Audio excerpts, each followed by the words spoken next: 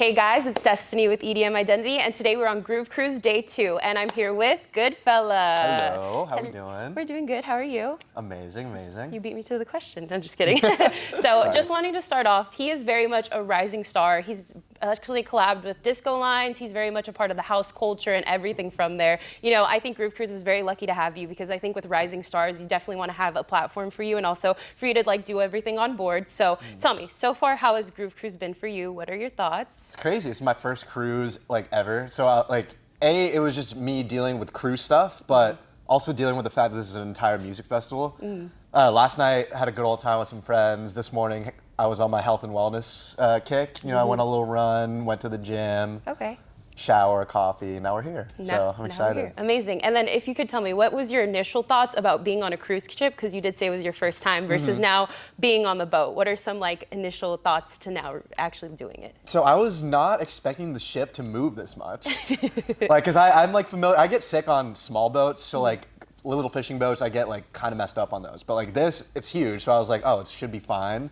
But when we talked about this last night, when we ran into each other at the buffet last night, so we talked naturally. We were cribbing. But we were talking about how that motion sickness hit us when we first moved the port, because like they were moving really quick, and I was like, yeah, this is like kind of crazy, and I was like a little worried, but like I took some, you know, medicine. It was all good. It was all good. It was all good. And I do agree with that. The motion of the ocean is very much real. So be prepared for that if you ever do come to Groove Cruise or any rave cruise ship. I know you're performing on Saturday and Sunday, so that's coming up right now. Is there any differentiate between the two sets? Like, do you want to bring something to like new, or what's kind of like your base for that? Yeah, so I think a lot of what happens, or a lot of how I plan my sets are like environment based. So Saturday is going to be outside, pool.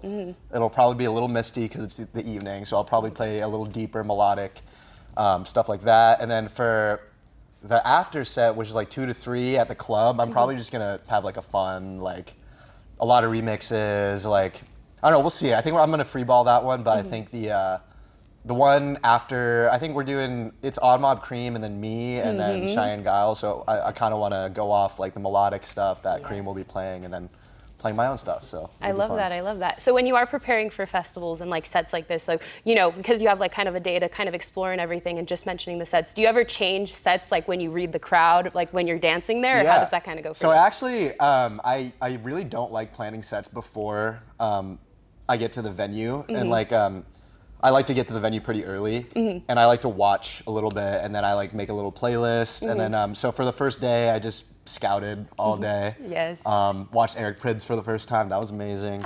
And just like get an idea of what tastes work better. And so I'll definitely keep that in mind. And I'm actually gonna, you know, zone out a bit and like get on my computer and like maybe get to work a little bit after this. He said we're gonna lock in for sure. I love that. And you know, kind of talking about your roots and kind of transitioning a little bit, who were your inspirations, you know, for EDM? Like, what was your first dance music ultimate song for you? So I made a completely different genre up until about 2021 when I switched to house music. But when I did make that switch, I think my biggest influences were like vintage culture. Yes. I enjoy Cream. I enjoy a lot of the Realm Records stuff, like Gorgon City, John Summit, obviously the Experts Only stuff is amazing. Yes. But yeah, I don't know, it's like I'm trying to implement more like classic house samples and stuff like that. But I do love like the melodic techno-y sound that's kind of big right now. So I'm trying to find a little medium between the two. Yes, definitely. And obviously you labeled and named a lot of people that have like inspired a new culture of EDM. You know, there's the boom happening. Las Vegas is becoming like such a big hub now and everywhere, you know, and you've played out Hard Summer, you know, different big festivals and small venues and everything. How does it feel to you for now in your career to be able to explore different areas and, you know, what's going to be next in that aspect? I'm just here for the ride, honestly. Like I love, you know, like the big festivals, I love the intimate clubs. I just love connecting with people. And that has been the biggest treat for me, is just like getting to meet people in different cities and like every time I play, and, you know, make a couple friends here and there. And like, it's all about the people connection for me. Definitely, definitely. And I think you also do portray that on social media. Like, we're very much on socials, we're all about that and everything. And I know that's how you also blew up from all your tracks and singles and that well, which I've been bopping very, very much. Thank But, you. how for you for social media and connecting with your fans and, like you said, your experiences, how does that kind of like come all together now in 2025 and like what you want to accomplish? I think it's all about just building like a community that all stand for the same thing and believe in the same thing. And I think it's taken me a lot of time to really understand that and try to implement it for myself as an artist, because it's like that's like a buzzword that you hear all the time from like everybody up is like make a community, make it big. But like this is my first time actually doing it and trying to make it real. And that's just like I have a little group chat on Instagram that I like say stuff in, just like, how are you guys doing? Like, who's in X town? Like, who needs guest list for like the people who are in there? And it's like really trying to make the people who like buy tickets and like listen to my music and try to make them feel special and like part of it, because they are, you know? Like, so I've been trying to work on the connection side of it. Yeah, for sure. A lot more recently. I appreciate that. And I think we all can definitely see it on your TikToks and social media. So definitely check them out if you haven't seen that.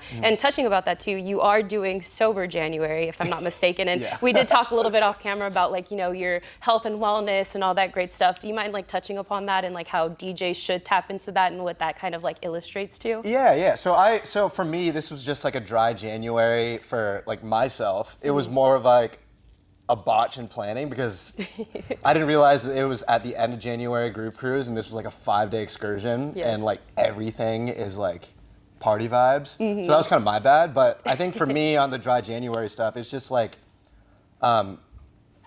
teaching myself that I could control like how much I serve myself and like, how much you really don't need any of the stuff to feel good or work or have fun. And I'm just like, trying to remind myself of that and teaching myself that self-control habit that I think I need to succeed, especially this year. I think that's amazing too. I really am excited for that. And I think a lot of DJs are doing that and portraying it too on the power of social media. Like, I actually just talked to Murph, It's Murph, last night. He's on the same wave right now. So I love that. Shout out It's Murph. Man. Shout out to him. And definitely on that, for you, like you just mentioned, someone like who's also growing in the community, how is it important for you to like be able to collaborate with different artists, not just on music, but mindset, all that great stuff? Have you found people that you can rely on and call like brothers, like Dom Dalla and John Summit?